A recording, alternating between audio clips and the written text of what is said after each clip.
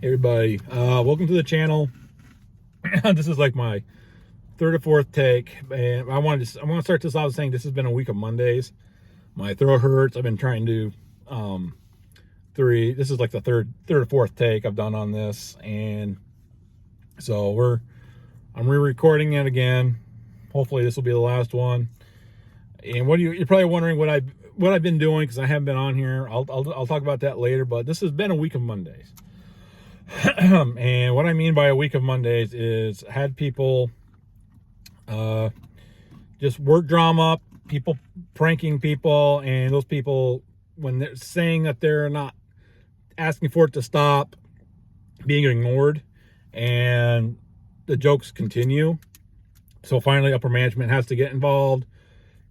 Never good when upper management has to get involved on something like that, when you ask for jokes to stop, for certain pranks to stop, and for some reason these people don't want to do it. And I found it very disheartening, very irritating.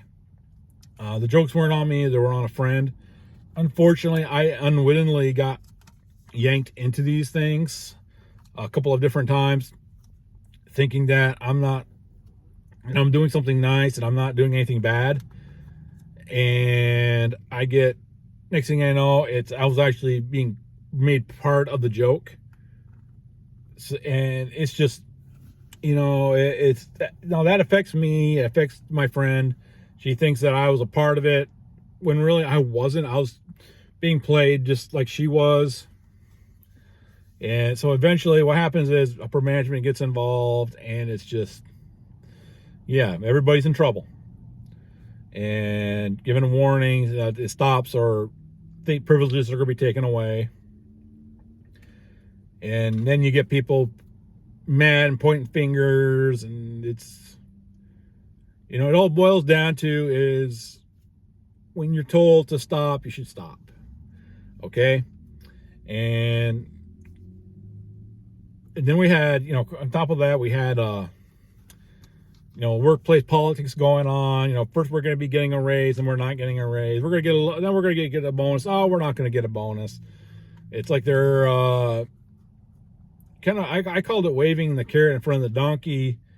The donkey sees the carrot and they're trying to go for it, so he's walking towards it, and really it's just out past his nose and being denied. He's working for the carrot. He thinks he's going to be getting this carrot, and he's so happy he's going to get this carrot, when in reality the carrot is out of reach.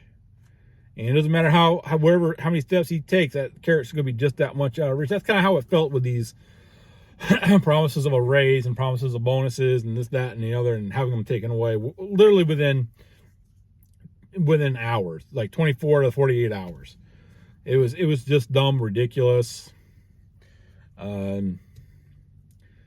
But there's more to it. There's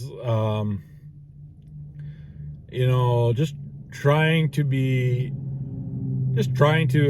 appreciative of what I do have, and not being focused on what they're, the fact that they're not following through with what they've said they were going to do. And then there's and of course then we got the world stage going on, particularly here in the States. The whole thing with Jeffrey Epstein, the whole thing, his files are about to be exposed. They're going to be put out pretty open for everybody to see, and then there's not. Names aren't going to be put out. Names aren't going to, people, we're not going to know who's what. Instead, we're told that there's no files. So, to a lot of people, that shows cover up, that it's, there's a conspiracy. I mean, it just gets worse. And it just tells you that there is something else going on. And the government, it's kind of showing, we think that we got a government now that we can trust, or at least an administration. It kind of shows that, maybe we can't trust this administration the way we thought we could. And that, to me, that is just, it's just really sad. It's ridiculous. And on top of that, there's the tragic news of what's going on down south in Texas. When I lived in Texas, I think I might have heard of Camp Mystic. I knew where Kerrville, Texas was. I would occasionally drive by it when I was driving truck, hauling bulk cement from from Lubbock, Texas down to San Antonio. I would at times drive by Kerrville, so I know the area. Texas Hill Country, the whole area is just very beautiful. So yeah, I can see where there being a Bible camp or some sort of a kids camp there. And it just kind of breaks my heart. It's very sad that this was a Christian camp, a Christian youth camp. And the last I heard, they were still finding bodies. They were still finding people. They were still pulling bodies out. So it's just, it's heartbreaking. And what really bothers me is the fact of the people who are turning it into a political thing. And I don't think people realize that there's, there were some people who were trying to make this into a political thing. There was one, I guess she was a pediatrician, saying that this was because Texas, voted red. They voted for Trump, so this is their fault. They brought this onto themselves, which is heartbreaking. To me, it's very heartbreaking that they did this. As she said that, the fact, you got parents they've lost their children, and you're going to make it into a political thing. I've already heard people saying, "Oh, the Trump administration, they should have put in better alarm systems in for these people, so they would have known." From what I've heard, I haven't been able to really do much research, but I've heard from a couple of different individuals who deal with with Texas politics and Texas news, that they were saying that the flooding occurred like at 4:00 in the morning. So even if like an alarm system like through your phones or something went out, nobody probably would have even paid attention to it, or they would not have heard it. And even then, this is my understanding of a flash flood.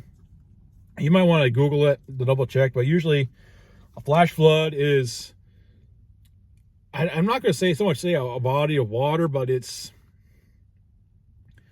the water begins to rise faster than you can move. Okay, I don't think it's quite like a whole tidal wave thing coming through, but I heard that the water level in this creek or this river where the camp rose 26 feet. I mean, that is horrific. I mean, it rose to a horrific levels within a very short period of time. So I think even if an alarm went off, I don't think they would have had time to get out of there. I really don't. I really don't. It is just heartbreaking. And if you're watching this, please keep them in prayer. Keep these children in prayer. Because there are some survivors. There are survivors. I heard one story of they had got one busload of kids, and on this bus, all the kids were singing praise music. They were singing worship songs. So, despite the evil, not so much evil, but the darkness and the despair and the destruction, they were still praising God. And that is something we need to be, to me, that is just awe-inspiring. That is just encouraging. And we need to keep the family in prayer. All the families who have lost, perhaps lost children, who've lost family members in this flood. Because it wasn't just this camp that got washed out. There were several houses that got washed out. And pictures of the devastation, it is just unreal. So we need to keep everybody in prayer. Keep the families of even the survivors in prayer, and their families. I mean, this is trauma. I mean, you got young children who are come to witness something that is just horrific, and this is going to be traumatizing to them. They're going to need to learn how to cope with this. And I just pray that their families can help them out, can show them what help these young kids, be able to cope for the rest of their lives on what they just went through. And pray that God will just help them in the healing. Okay?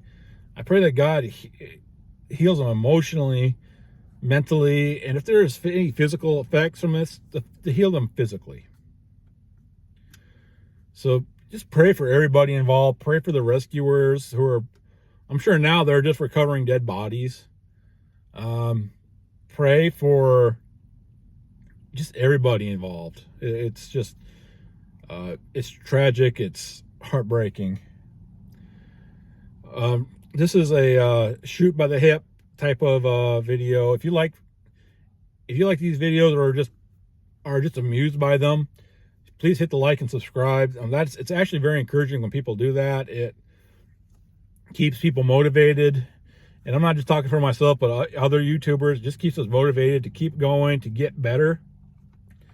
And that's the big thing. We want to keep improving. So please, please go ahead, hit the like, hit the subscribe, leave a comment. Your comments are always welcome. We want to know how we can improve. We want to know if you're even reaching, any of this is reaching you. And like I said, this is a shoot by the hip video. There's going to be a more well-organized one coming up shortly. Just been a chaotic couple weeks, and I just wanted to share something with you that just to give you some encouragement for the week and to help you out. So, and with that being said, I want to say God bless to all of you, and have a good day. See you on the next one.